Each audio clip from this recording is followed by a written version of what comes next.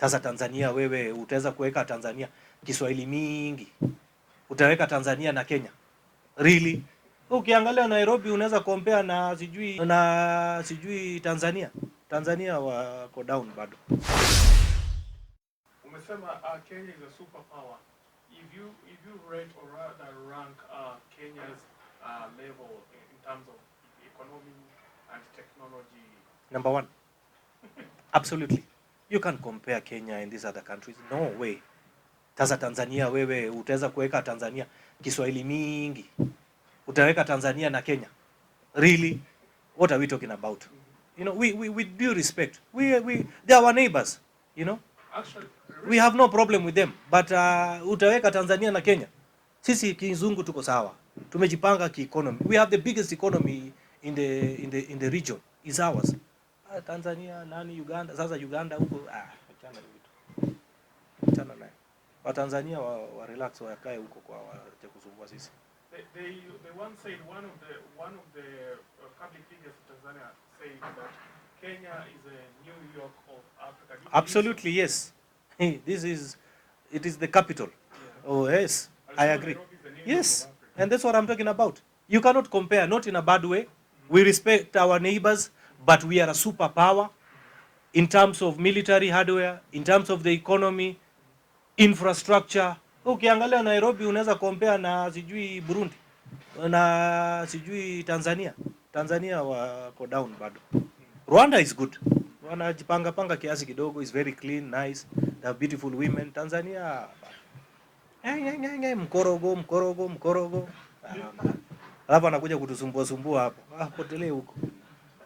Hapa tuko sawa, wamama wetu wako sawa, madada zetu, warembo wetu chonjo, na huko hapa something else as we wind up.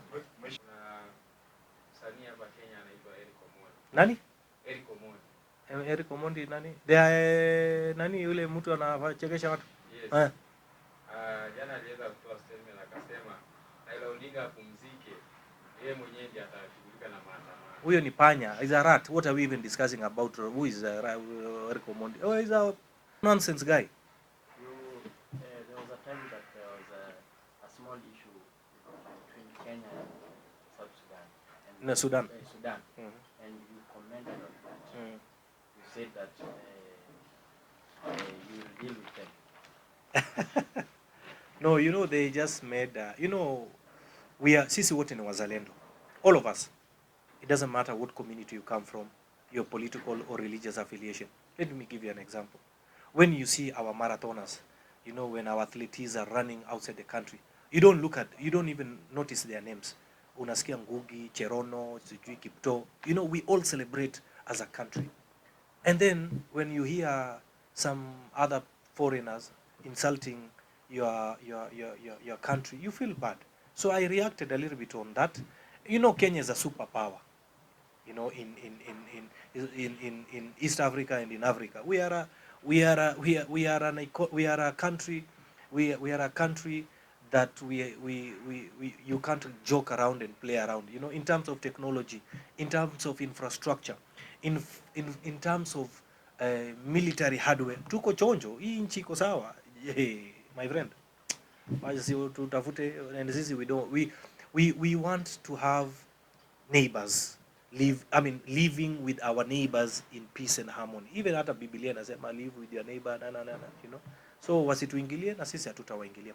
And on the issue of the Sudan, I really don't want to comment on it, but we just want to have at least those guys open up a humanitarian corridor so that the war that is in Sudan, the people who are in Sudan, the war can stop, the people can be able to get aid, the women who are there, those who are pregnant, the small children. That is what we feel as neighbors, and we want, as a country, we want the best for them. That's it. I mean, I have no issues with those people, and I really don't want to have any issues with them, and I respect them a lot. No. Lakini Rigiji yako chonjo. Exactly. You know, it was just ilitoka bahati mbaya. Unajua hapa Kenya tuko na wanyama tofauti, tuko na simba, tuko na nini. I can tell you, my brother, what His Excellency the Deputy President meant actually was twiga. Twiga was ni giraffe. You know, he just said it twiga, you know. Na ukiuliza wa Colombia twiga wanajua kwao it is something, is a tall something. So he was relating to it. Kwa hivyo msiseme sana. Uliza wa Colombia what that means. Unaelewa? So msisumbue rigiji yako chonjo. When you're talking about the young people in this country, of course, most of these young people depend on art and entertainment industry. I'm pretty sure you're very conversant with whatever is happening in the art and entertainment industry. Probably, what are you planning to do to help the young people from your constituency or rather in Kenya to benefit from the entertainment industry? Like myself, as a member of parliament for Nyaribari Chache constituency, I have a team that is working on a program of nurturing talent. Not just about music, but also to nurture talent in terms of sports, football, and many others, you know. So we want to nurture talent, and I support that. And of course, I was talking to some few friends of mine. We are planning to have a very big concert in my constituency so that we can bring an international artist for free. We will figure out how we will sort out all those things so that the artist can come to Kisii, to my place, and we can be able to, you know.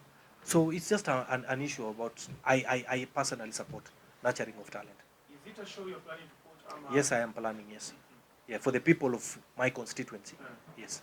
Now, maybe for your show, kutakuwa na any special performances from? Absolutely, we will have now the young guys from Kisii who know how to sing, how to dance, and those kind of things. They come to showcase their expertise and their skills of how they can be able to do that stuff. Yeah. And maybe when you put on this show, wengine watakuwa naangalia in terms of, you know, marupurupu pale. Tutatafuta tu njia ya kutafuta hiyo pesa. Niko na mshahara sasa, iko wasiwasi gani? Niko na loan hapa kwa sako, tutachukua tu, tutatafuta njia ya kusaidia watu wetu. Like according to maybe the budget you have, maybe a plan maybe unaweza kwa hiyo kitu kama hiyo. I have friends. I have friends in government. I have friends in the private sector. I have friends in outside the country. I will talk to them. They support. We put the resources together, 5 million shillings or 10, baba. Tutafanya something. Mheshimiwa, in terms now, because you are an MP for Nyaribari Chache. Nyaribari Chache constituency, the things that you promise now, because even you have 1 year, 1 year now as an MP. So what have you done? What have you done? What have you promised your people, and will still deliver? Yes, just talk. Come again? About now, because it's 1 year now since you took over office. There, of course, there are promises that you promised your constituents. That's why they voted you in. Yes, correct. So what have you done? So far, I am doing all I can. I am doing roads. So far I am doing about 27 roads for the people of Nyaribari Chache. We are maraming some of the roads. We have already received our CDF funds. So we have a program that we have some stalled projects that were there. We're trying to complete. We are coming up with new projects. The president was in my place the other day. He promised that we have a KMTC that was stalled. He has accepted to support. The president has also he gave us some funds, 200 million, plus the county government accepted to give another 100 million, 300 million for the renovation of Nyanturago Stadium. We have quite a number of things that I'm pushing on to make sure that we have piped water in every village. We received some pipes from the national government through the PS for water. There's a good guy, PS Rono, he's supporting us. I have quite a number of things that I'm working on, and in the next few months maybe I will invite you guys to come to my place and see what exactly I have done and showcase to the country. Although I had some, you know, as journalists,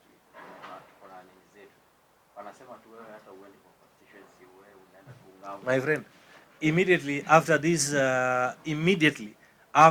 here, in the next few minutes, I am heading to Kisii. Why? Because I have to be with the people. I was away. I was in Europe. I got back yesterday.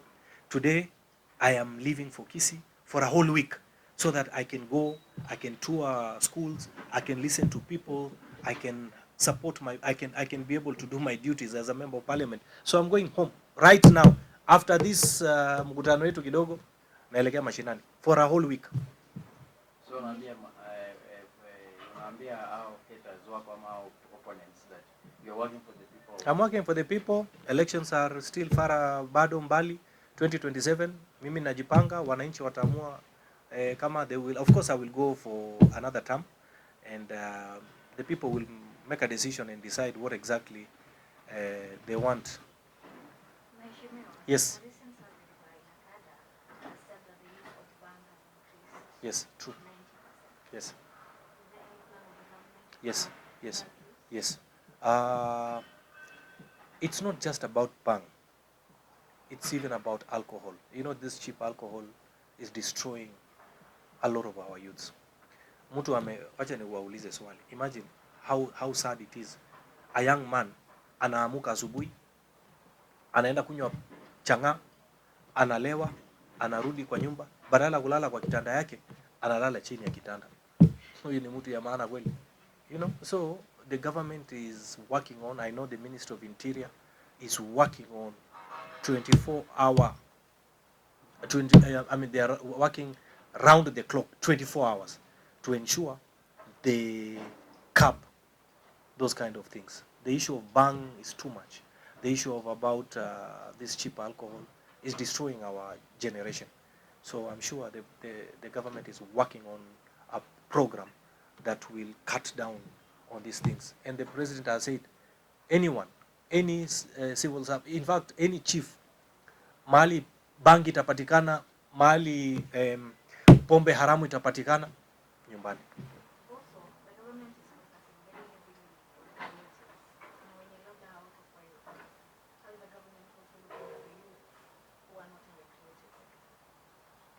There are quite a number of things that the government is working on. Let me give an example, like the housing project. One of the main reasons of the housing project is to create employment to other people, to other Kenyans. So I think to answer your question, let's give it time and see what the government is going to do about it. Yeah, but of course they have a very good plan. All right, Mheshimiwa, thank you so much for your time. And just lastly, can you rate Kenya Kwanza government out of 10 and then opposition role out of 10? Well, Kenya Kwanza government, I can rate today 8 out of 10. Any other person for rating? Opposition of the opposition? 1 out of 10. Mtu unavaa sufuria kwa kichwa unaenda kwa maandamano kupiga watu ya nini? Bure kabisa. Thank you.